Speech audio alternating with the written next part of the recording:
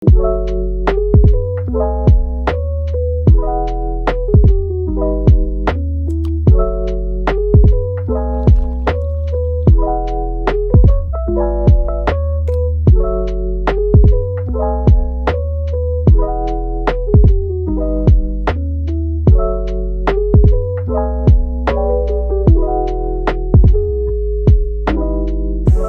guys, selamat datang kembali di channel ini. Dan kali ini saya bakal bahas sedikit remote ini nih guys. Nah, si remote ini tuh dikirim dari Banggood dengan harga kisaran 1 jutaan aja.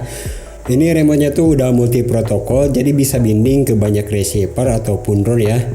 Dan untuk gimbalnya sendiri, ini udah pakai hal sensor gimbal, jadi bakal lebih awet kalau dibanding dengan gimbal pada umumnya ya. Nah, untuk link pembeliannya ada di deskripsi video ya. Nah, dan seperti biasa, sebelum kita lanjut, silahkan subscribe channel ini biar saya makin semangat bikin videonya nih guys. Nah, untuk boxnya sendiri seperti ini.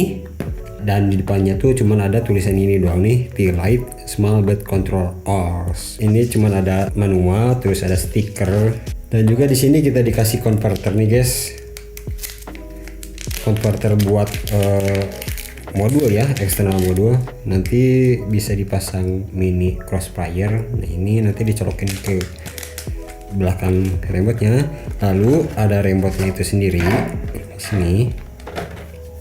Sekalian dibuka ya.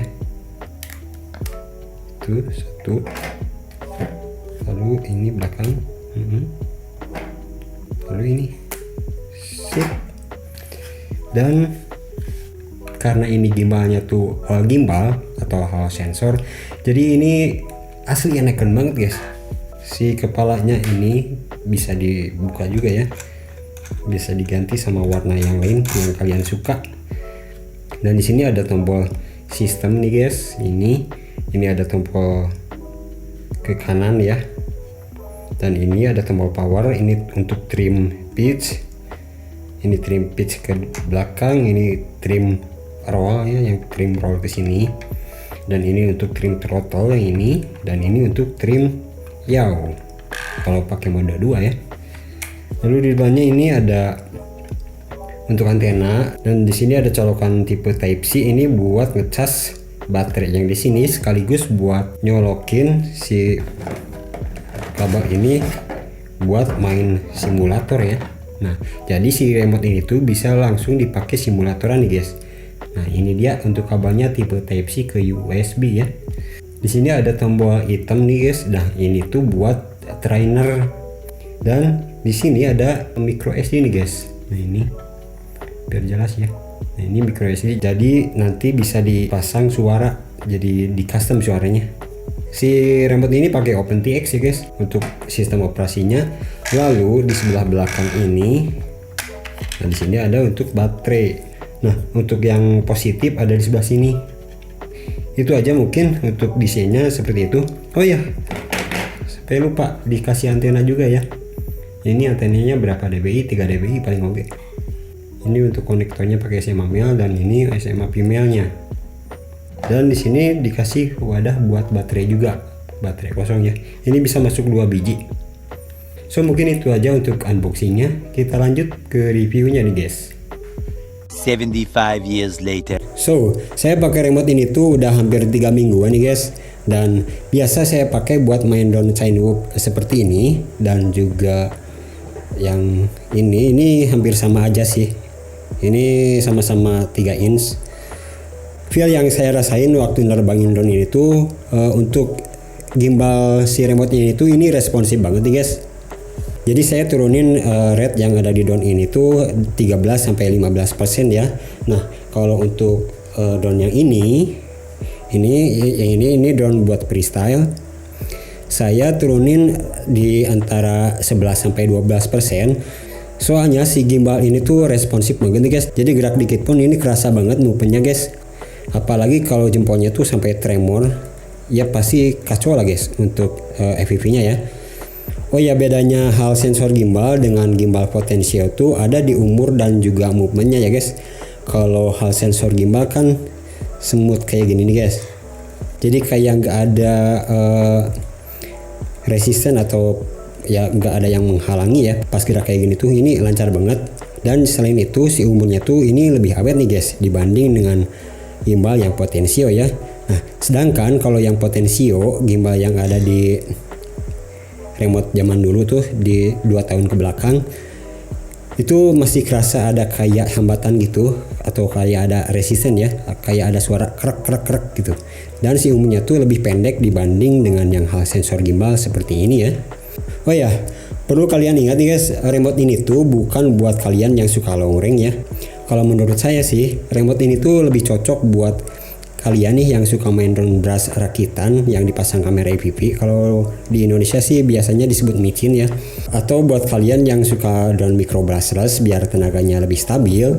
Atau buat kalian yang suka terbang nggak terlalu jauh, yang terbangnya tuh cuma di radius 300 sampai 500 meteran aja kayak saya. Ya mungkin si remote ini tuh cocok buat kalian. Ini asli recommended banget guys. Ini bentuknya juga simpel ya, kecil kayak gini. Terus megangnya juga ini pasti udah terbiasa lah bagi kalian yang suka main PS ya.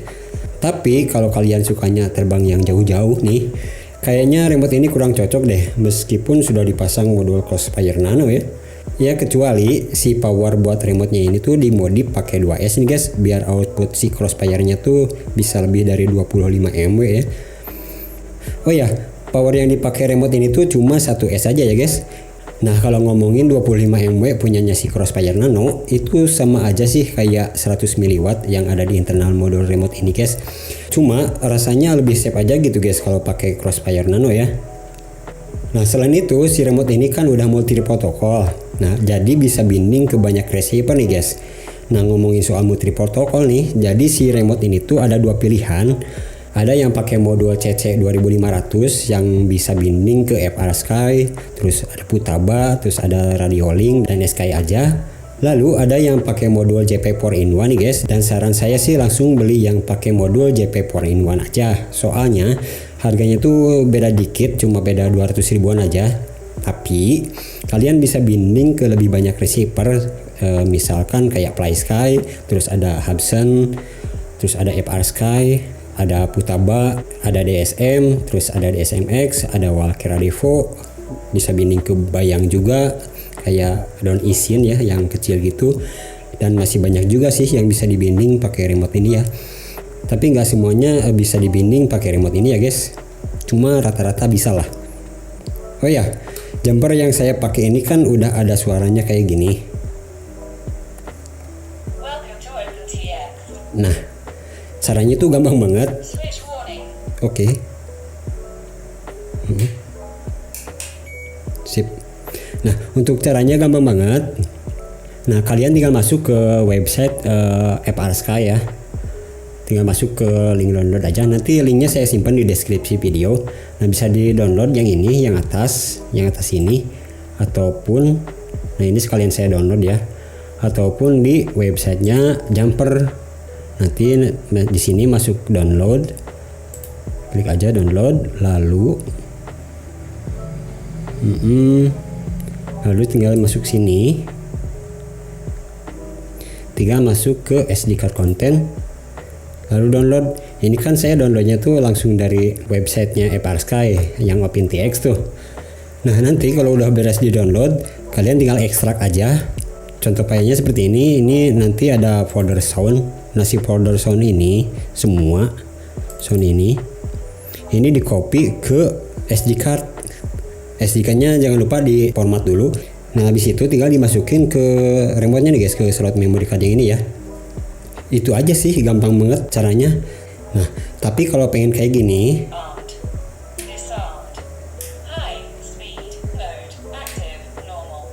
nah kalau pengen kayak gini itu beda lagi caranya guys.